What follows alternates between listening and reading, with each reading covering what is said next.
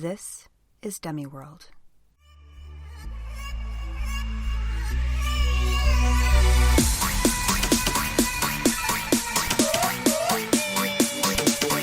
Oh my God! So the one I was going to do was in Israel. They found a mass infant grave of it's like over 100 babies. So it's the large mass infant grave that's ever been found. Mm-hmm. But it was found like under a sewer that used to be over a Roman bathhouse. So in ancient Roman times, babies were not considered human until they were 10 days old, and then they went through a ceremony and were given a name.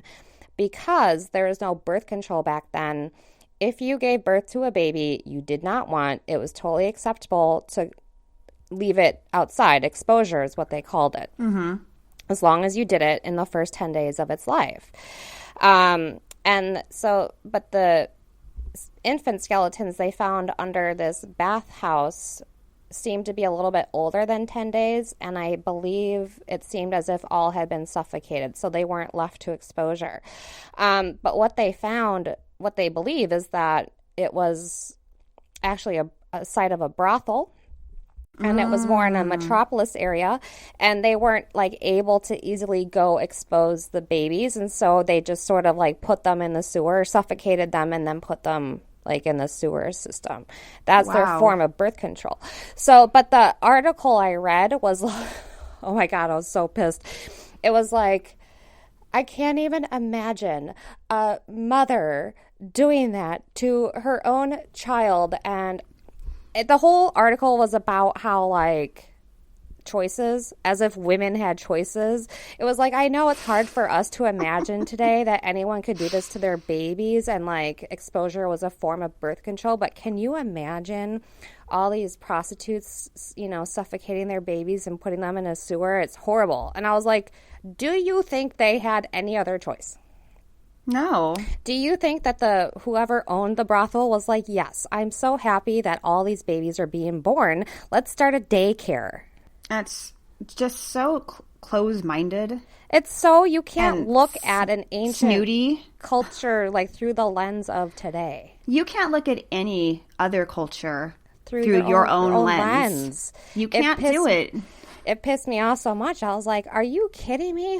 Whatever person is writing this article, you are actually using words like choices. Like, the women chose to do this. I'm like, I'm pretty sure they fucking didn't.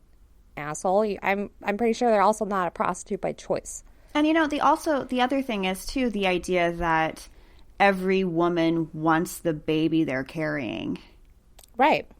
No, there was a herb in, I think it was Roman times, that was so effective at preventing unwanted pregnancy that it was wildcrafted to extinction. Right. Because women they want to have sex, they enjoy sex. Newsflash, everyone, women enjoy sex for the most part, but they don't always want to have babies. Yeah, and so there was like a letter that in my research I found. I mean, it was just totally standard practice. Exposure was totally normal. And so one guy wrote to his wife, if you give birth to our child and it's a girl, expose it because I want a son. Mm-hmm. And so she, oh, okay, because whatever, because they're not considered humans until they're 10 days old.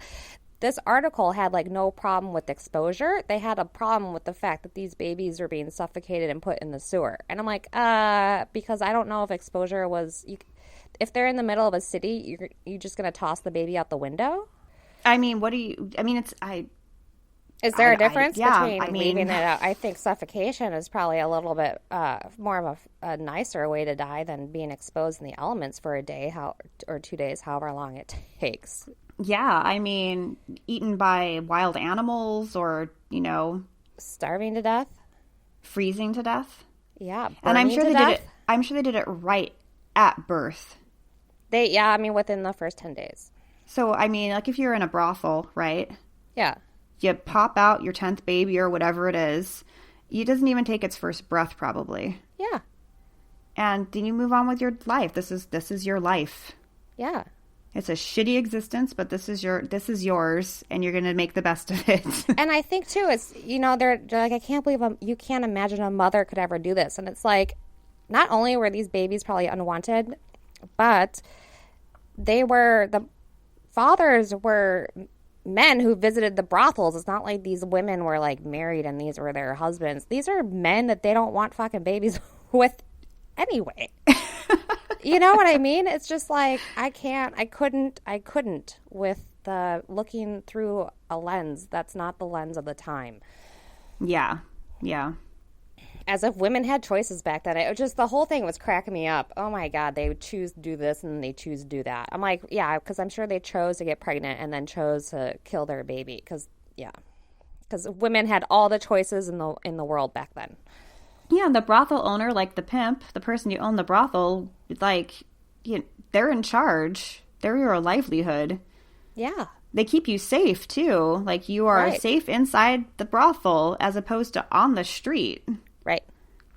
There's different grades of sex work, and being in the brothel is probably much safer than being on the street. Oh, yeah. Yeah. I mean, you're still probably going to get beat up, and you're still probably, like, going to get raped. Yeah. But it still is, you may not be murdered like you would be on the street. Yeah, and I mean, if anybody hears you yelling, they probably have some security in there. Yeah, totally. You Yeah. get regulars and stuff. Yeah, right.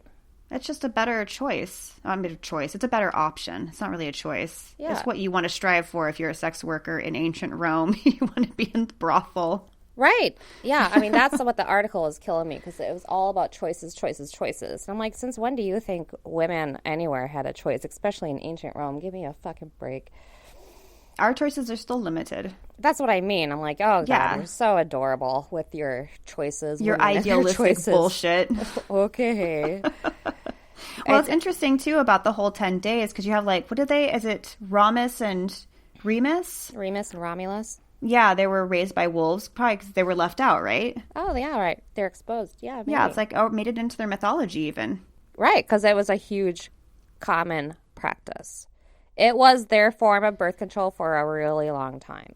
Oedipus Rex, too, wasn't he left because there was a prophecy that he was going to murder his father and marry his mother? Yeah. So the king had him put at the foot of a mountain, and then the shepherd found him. Mm-hmm. And then he ended up killing his father and marrying his mom. But he didn't know. Right. Yeah, so I mean, it's like a common thing to leave the babies outside. Mm-hmm. Interesting. Yeah. God damn it, I love it. So you got to do, too. You got to do your other one, too. That's right. Yeah. Yay. I was thinking of doing Atlantis. Oh, yeah, I know nothing about Atlantis. And then I was like, oh, some of those are just, there's either zero information or there's like way a lot of information. Yeah. I watched a documentary a while back about which island they think might have inspired the Plato's version of the Atlantis. Mm-hmm. Because it was decimated by a volcano. Oh. Yeah, and they actually dug it up.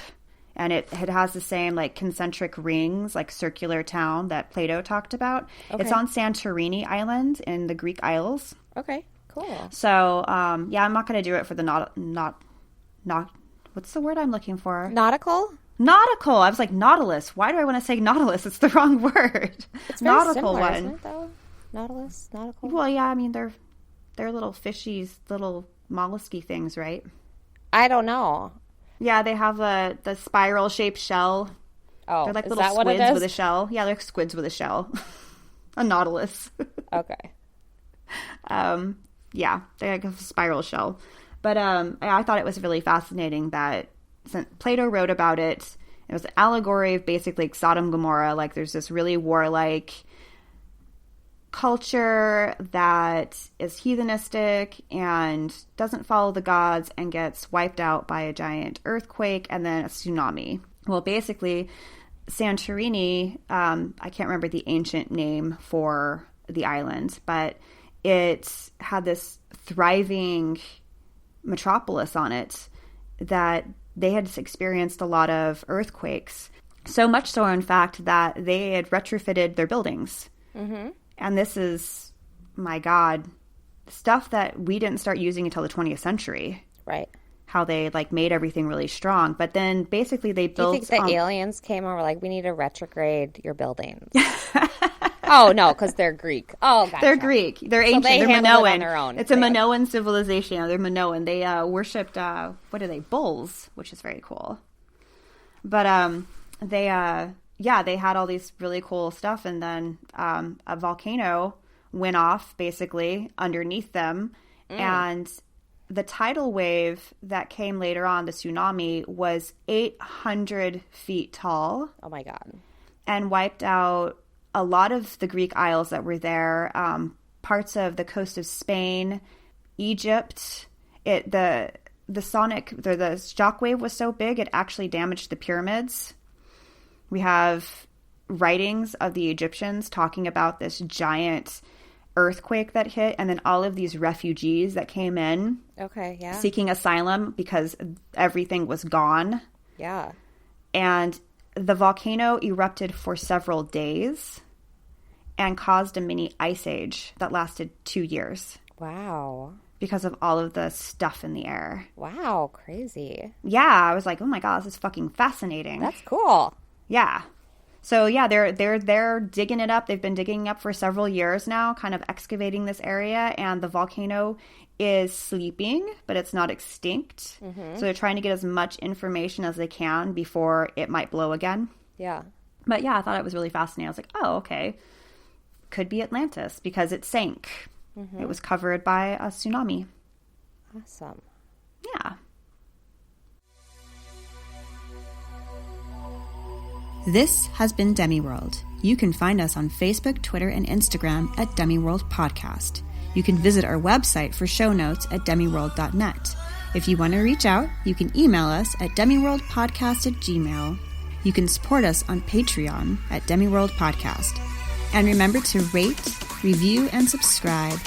Thanks for listening. Bye.